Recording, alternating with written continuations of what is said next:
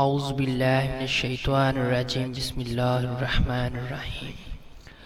السلام علیکم ورحمۃ اللہ وبرکاتہ۔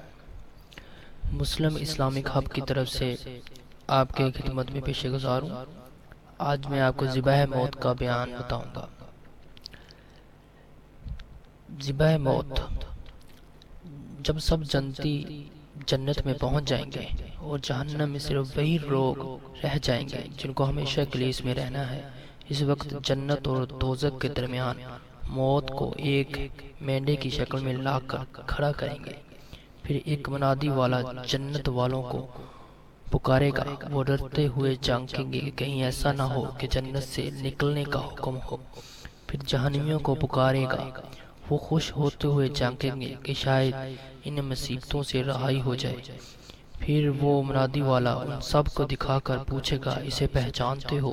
سب کہیں گے کہ ہاں، یہ موت ہے۔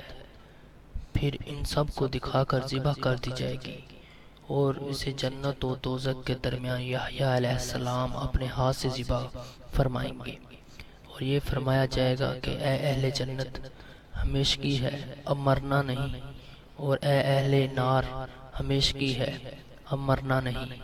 اس وقت اہل جنت کے لیے فرحت و سرور کی انتہا نہ ہوگی، ان کے لیے خوشی پر خوشی ہے۔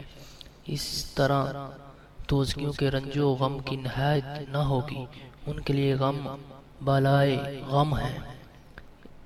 عقیدہ ہے جنت دوزخ حق ہے، ان کا انکار کرنے والا کافر ہے۔ عقیدہ دوم ہے جنت و دوزخ کو بنے ہوئے ہزارہ سال ہوئے اور وہ اب بھی موجود ہے، یہ نہیں کہ اس وقت تک مخلوق نہ ہوئی، قیامت کے دن بنائی جائے گی۔ آج کے سبق کے ساتھ میں اجازت چاہتا ہوں۔ امید کرتا ہوں کہ آپ کو میری یہ ویڈیو پسند آئے گی، تو پلیز میری ویڈیو کو سبسکرائب کرنا نہ بھولیے گا۔ السلام علیکم ورحمۃ اللہ وبرکاتہ۔